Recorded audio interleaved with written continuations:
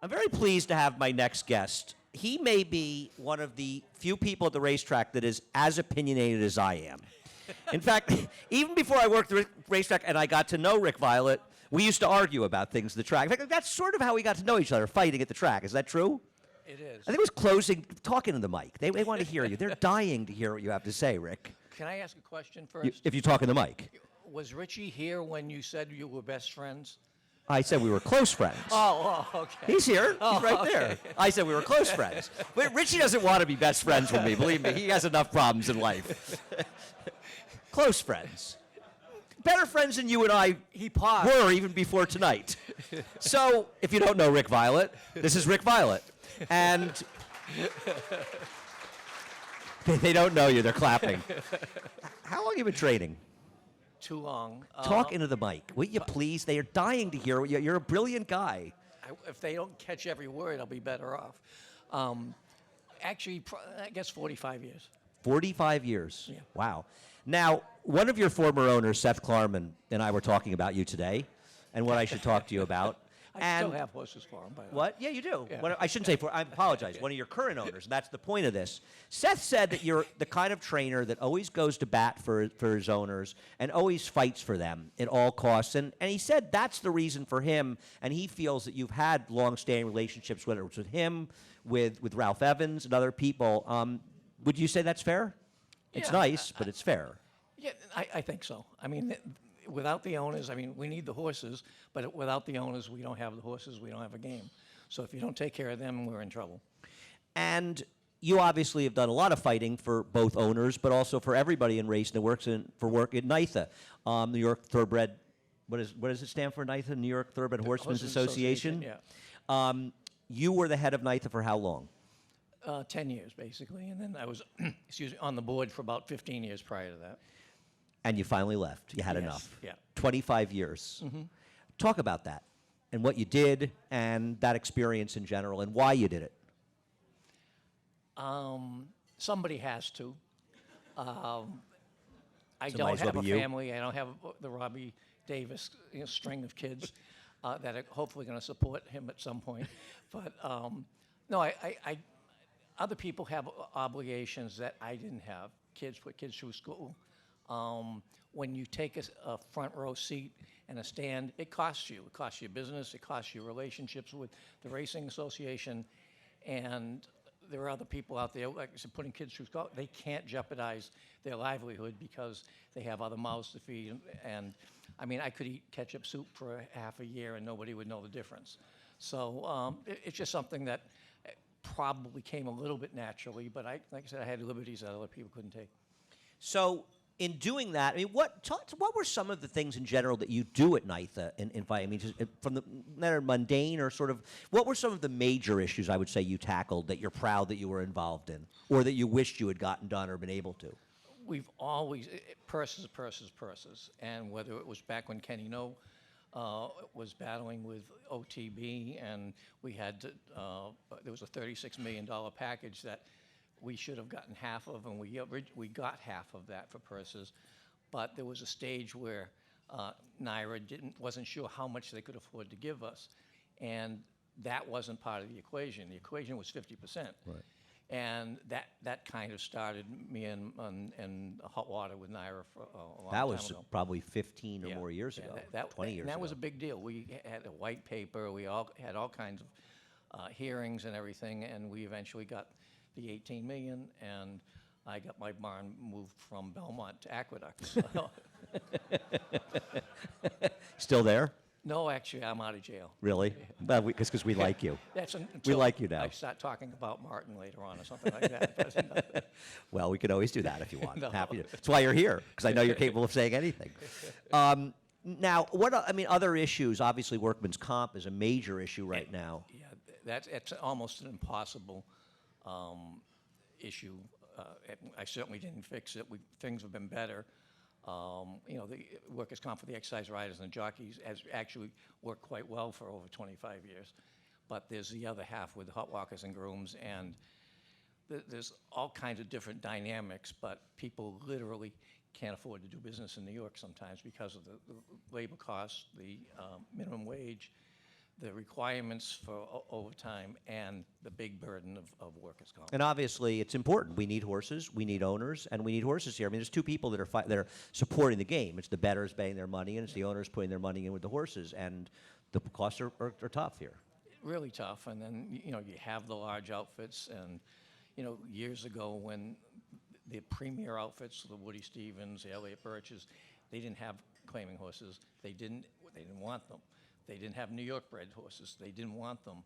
Now, kind of the big guys have them all. You look at, I'm sure tomorrow's or Wednesday's 2 Lifetime for 25 claimer is going to be represented by a number of the larger trainers. And so there was an economy years ago that smaller trainers, people starting up, had that kind of also has vanished with the big outfits. And it's much different now. I mean, obviously Ray Hand will be joining us, and Ray's recently started out, and building things up. It's tougher. I mean, as you say, everybody has to have a New York breds, right? Because we run a lot of New York bred races. We wouldn't make the card year round without New York breds. And you have a pretty good New York bred in your barn. Yeah, he works pretty well. Diversify. I mean, you're familiar with Diversify, who, I mean, you could argue. He and Accelerate in California have run the 2 best races. Forget about Justify. I mean, Diversify's race in the Suburban is the best race we've seen east of the Mississippi. That's for sure, at least to me. Yeah, that race in the Met Mile, maybe. I'm a little prejudiced, but it was pretty cool. One thing about you as a trainer, you have not shied away from speed. And I think a lot of people shy away from speed. And do you think using Diversify's speed as aggressive you have is one of the reasons he's been as successful as he has? No question. He also has the ability for a very high cruising speed, and a lot of times he just runs all the horses off their feet. They have to use if they've got a little quarter-mile run or 5/16 a mile run, if you start separating the field, they have to use that energy at the half-mile pole to stay in the race, and that takes that late run away from them. I mean, the same thing happens with human athletes. I mean, he was incredible in the Suburban. He was. It was pretty. That was a tough race. We won a nice race last fall, the Jockey Club, but it was a much softer spot. We had the inside post. There was no speed. We went half in 47 and change that day. So with Opportunity and Taprit and Lieutenant, all those horses, War Story, there were serious Grade 1 and Grade 2 winners in the race, and he kind of ran away. He embarrassed them. Yeah, well, I wouldn't say that. He did. You can now, say that. He embarrassed them. Were you tempted at all? You're pointing for the Woodward, is that correct, the last weekend? Probably. I'm going to breeze this weekend. If he's off the charts, great.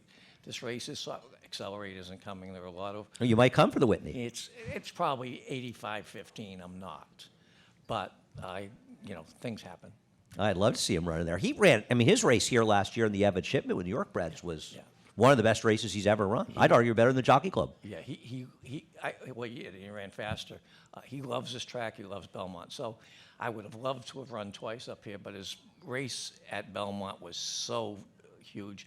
They can fool you. They can act like they're doing well, and it's only 4 weeks, and you crash and burn a little bit. Have you found that he's a horse that does better if you give him 6 to 8 weeks? He does.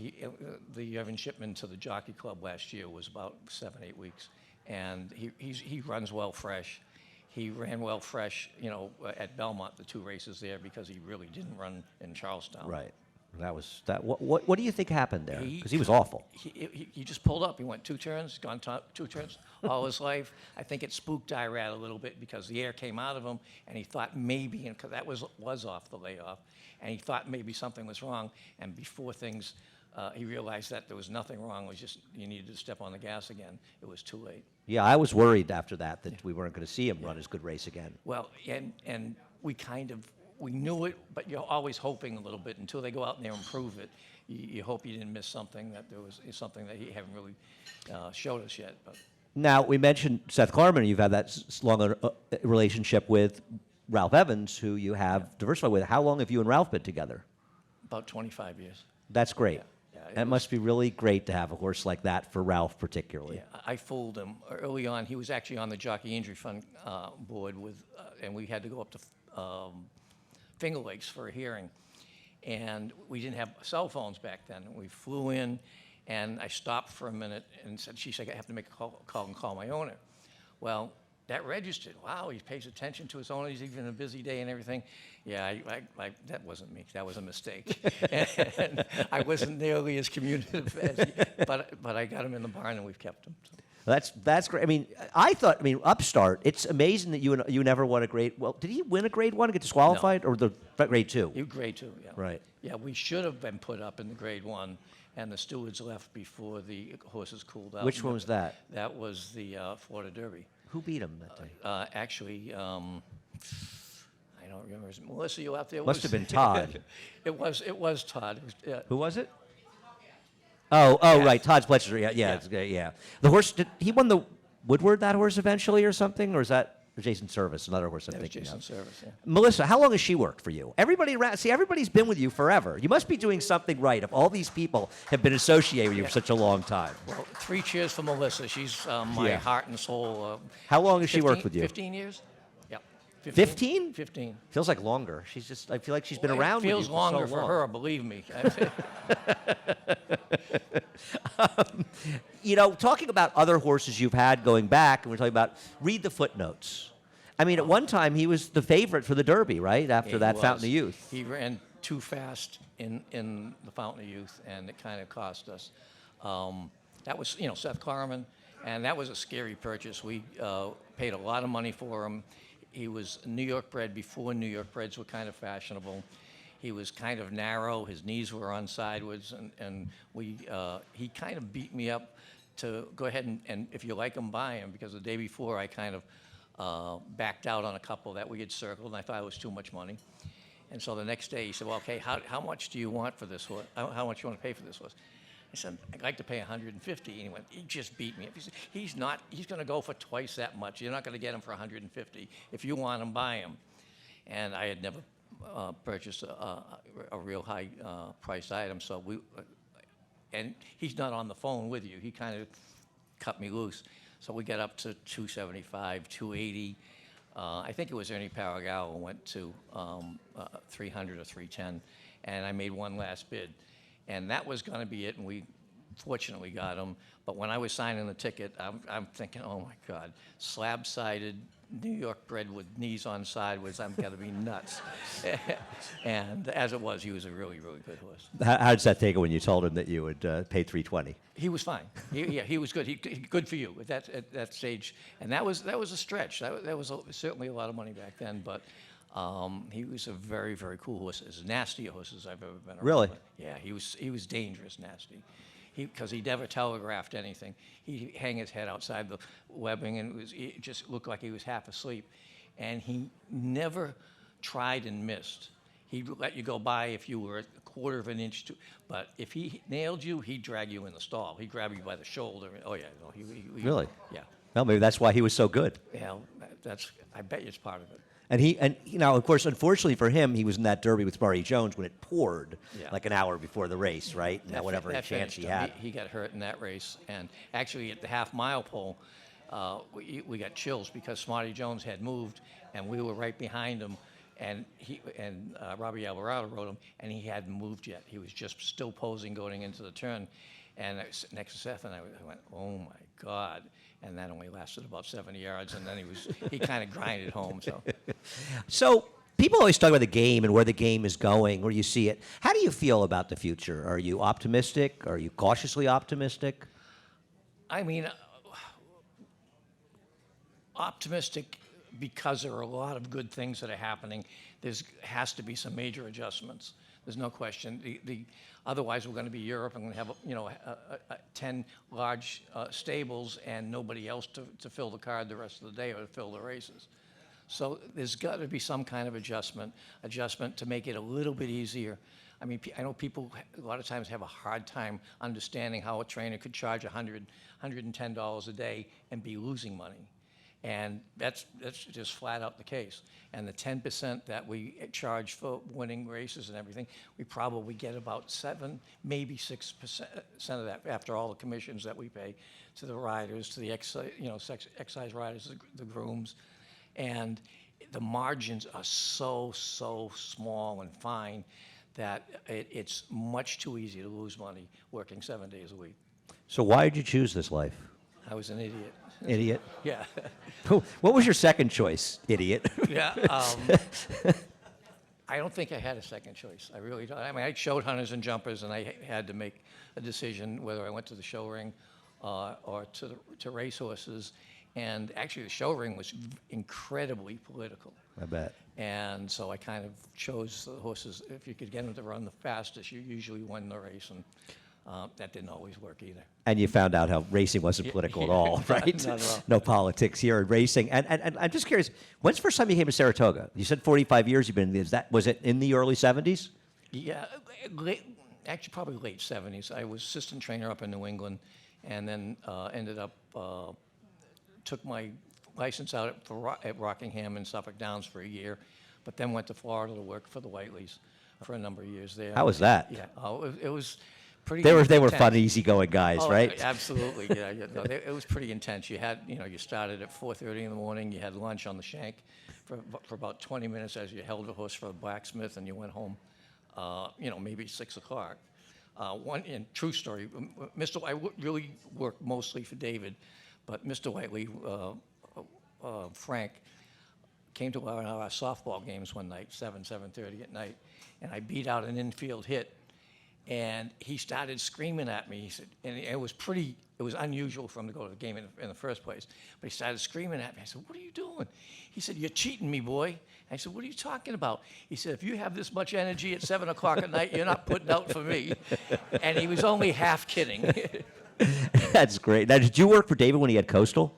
No, right after Coastal. Yeah. Really? So Way? No, you missed Way. Yeah. So who are some of the horses? Just a Game was champion. French Colonial. Wow.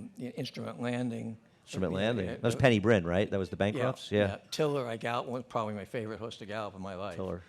So he was a pretty cool horse. Beat Yeah. affirmed. Yeah, well, he was a terrific grass horse, too, he and a was, distance yeah. grass horse. Rick, thanks so much for joining us. It's great to have you here, and we appreciate My your taking pleasure. time out to join us. Rick Violette.